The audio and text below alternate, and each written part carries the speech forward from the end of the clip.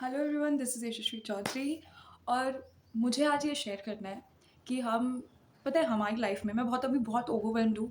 I have just cried and पता है हम कुछ भी कर सकते हैं। हम जो सोचते हैं, जैसे सोचते हैं, जैसा हम इमेजिन करते हैं, वो सब कुछ पॉसिबल है।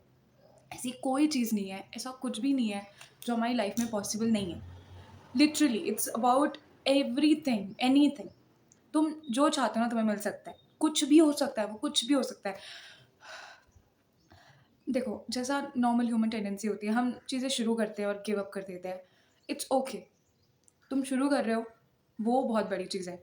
गिव अप करना, तुम यार हम खुद को कोशिश तो करते ही हैं ना कि हमें गिव अप नहीं करना चाहिए, हम गिव अप नहीं करेंगे, पर हो जाता है।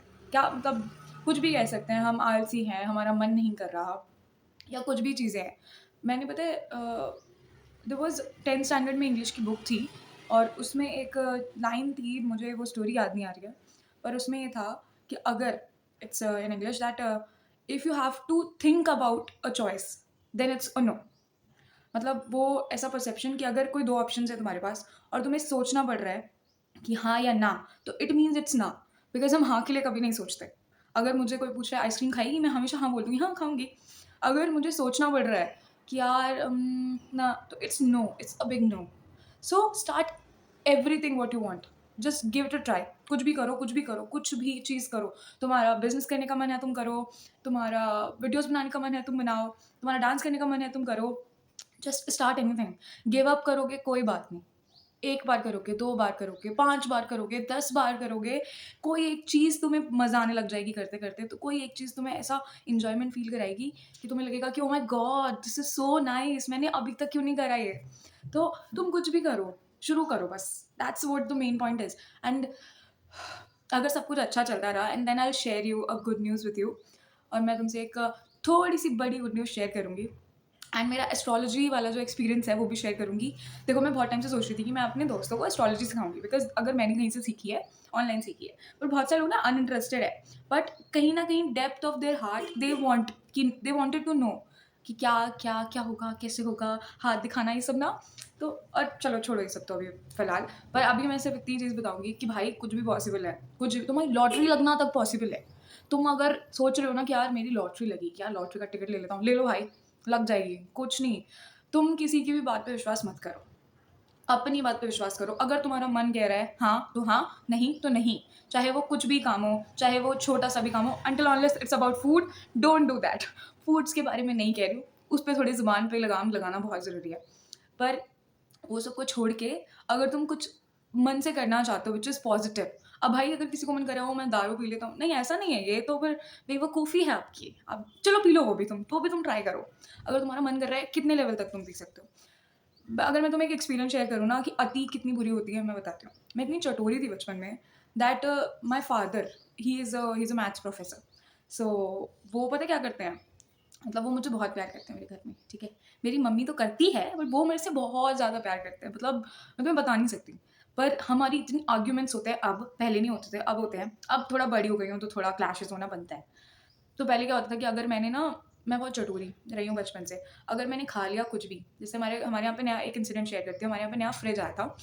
बहुत पहले की बात है, बहुत छोटी-छोटी थी मैं, 2nd-3rd क्लास में होंगी मे बी। तो मैं इतनी चटोरी थी कि मैं पूरे 2 किलो का डब्बा खा गई, व्हाइट रसगुल्लों का। अब ना हमारे घर पे मेहमान आए, डैडी लेके आए थे कोई लोगों को अपने साथ, पता नहीं। तो मम्मी ने मुझे बोला कि सेजल, मम्मी किचन में थी, मम्मी ने बोला मुझे, सेजल वो ज़रा फ्रिज में से ना वो ले आ, रसगुल्ले का डिब्बा। अब मेरी तो हाथ-पैर ठंडे हो गए, मैंने कहा अब तो मैं तो खा गई, अब क्या करूँगी? तो मैंने कहा मम्मी वो तो मैं इतनी बेशर्म, मैंने कहा नहीं मम्मी वो तो खत्म हो गए। मैं लेके गई हूँ खाली डिब्बा मम्मी को, रख के भाग गई हूँ बाहर खेल। अब सब चले गए, वो निपटा लिया मेहमान को। अब डैडी गए मार्केट, वो लेके आए 5 किलो का रसगुल्लों का डब्बा और उन्होंने मुझे बिठाया, "सेजल बेटा इधर आके बैठो।" मुझे बिठाया और फिर मेरे सामने रसगुल्लों का डब्बा रख दिया। बोलते खाओ। तो मैं इतनी मेरे को वो मेरे लिए पहली बार था शायद, मुझे जहाँ तक याद है, हाँ। तो मैंने बोला कि ठीक है, मैं खाना चालू कर दिया। अब मैं क्योंकि मैं पहले ही 2 किलो लड्डू वो रसगुल्ले खत्म कर चुकी थी, तो मेरा पेट थोड़ा भरा-भरा था, मेरा मन भी भरा-भरा था। अब that was the first torture I have got. आजकल के पेरेंट्स का तो पता नहीं, बट हमारे टाइम के पेरेंट्स आर दिस स्ट्रिक्ट कि उनके अलग नुस्खे होते थे and my father used this नुस्खा ऑन मी कि उन्होंने मुझे बोला कि "सिजल खा इसे।" तो मैंने खाने लग गई। मैं 4 खाए, 5 खाए, 6 में मेरा बस हो गई। मैंने कहा, "हो गया, हटा लो।" बोलते, "नहीं, खत्म कर।" अब मैंने कहा ख़त्म कैसे करूँगी? खा लिया अब तो। अब वो लेके आए हैं डंडा। अब वो बैठ गए मेरे पास।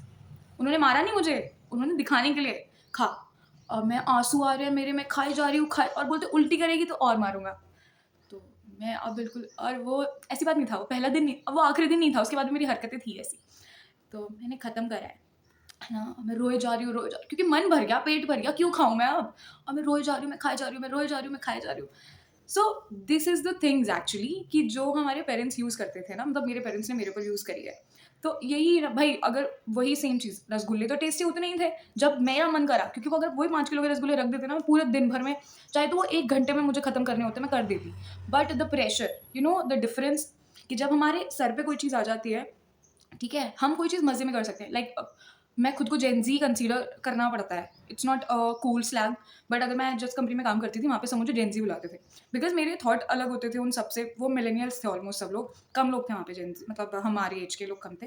तो मुझे जेन ज़ी बुलाते थे कि ओह जेन ज़ी, जेन ज़ी। तो मुझे ना बहुत ऐसा सार्काज़्म लगता था कि यार ये मेरे को जेन ज़ी क्यों यूज़ कर रहा है? मुझे तो बहुत से स्लैंग्स भी नहीं पता, कि एसैप के अलावा मुझे कुछ नहीं पता है। लॉल के अलावा मुझे कुछ नहीं पता, और फिर मुझे थोड़ा कूल लगता था कि वो जेन ज़ी, फिर मुझे लगता था नहीं यार, ये कूल वाले मैनर में नहीं कह रहे, ये मेरा मज़ाक उड़ा रहे हैं। So then I have decided कि प्रेशर आपको चीज़ करने पे, मतलब तुम वो काम कर लोगे, पर जब तुम्हारा मन करेगा, तुम कर लोगे, तुम्हें अपना स्पेस मिलेगा, तुम्हें 2 दिन, 3 दिन मिलेंगे, तुम कर लोगे। बट अगर तुम्हारे सर पे कोई प्रेशर आएगा, देन वो तुम करोगे तो सही, बट प्रेशर में करोगे, वो तुम्हें हार्म करेगा, उस काम को भी हार्म करेगा, वो अलग चीज़ हो गया। सो जो तुम्हारा मन करता है, just start, give it a try, and it is going to happen. Believe in yourself that it is going to happen. It is going to happen. अगर मैं बोल रही हूँ कि भाई 30th नवंबर को मेरी लॉटरी लग जाएगी, एंड लग जाएगी, चाहे वो 50,000 की हो, चाहे 1 करोड़ की हो, चाहे 5 लाख की हो, कुछ भी हो, लॉटरी लगने से मतलब है कि लॉटरी लग जाएगी, दैट्स इट। तुम्हें अपने ऊपर बिलीव करना बहुत ज़रूरी है। तुम खुद पे बिलीव कर लोगे, तुम वो सब कुछ कर सकते हो, हासिल हासिल, ओ माय गॉड, हासिल कर सकते हो तुम। और यही कंसर्न है लास्ट में, कि भाई डोंट स्टॉप। अगर स्टॉप स्टॉप मतलब तुमने एक काम शुरू करा, बंद कर दिया, दूसरा करो, तीसरा काम शुरू कर दिया, बंद कर दिया, चौथा करो, चौथा काम शुरू कर दिया, बंद कर दिया, पांचवा करो। डोंट स्टॉप, मतलब यही है कि तुम करते रहो, कुछ ना कुछ तो करो ही करो, खाली मत बैठो। बिकॉज हमारी लाइफ की, हम हमारी जनरेशन की सबसे बड़ी प्रॉब्लम है नॉन प्रोडक्टिव होना। बिकॉज हम लोग इतने इंटेलिजेंट हैं, हर किसी के पास यूनिक आइडियाज़ है, यूनिक थॉट प्रोसेस है, कोई कुछ कर रहा है, कोई कुछ कर रहा है, इतने एआई आ गए। Do something unique, try to be unique person.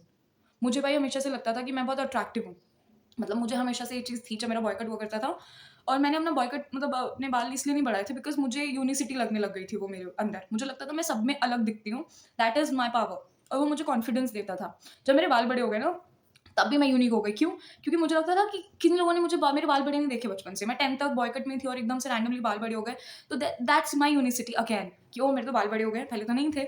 सो हमेशा यूनिक बनने की कोशिश करो, तुम जितना यूनिक बनोगे, तुम उतने हैप्पी रहोगे। और लेट्स प्रे कि हर कोई सक्सेसफुल हो, हर किसी को वो सब चीज़ मिले जो उसने इमेजिन करी हो, कभी सोची हो, कभी कुछ हुआ, क्योंकि हम जो सोचते हैं वो हम अट्रैक्ट करते हैं, that's the only thing I believe in my life, और होता है। और I share something very very big and good with you sooner. Let's pray for all of us, and बस करते रहो, रुको मत, कुछ भी करो बट करो। Bye bye, love you.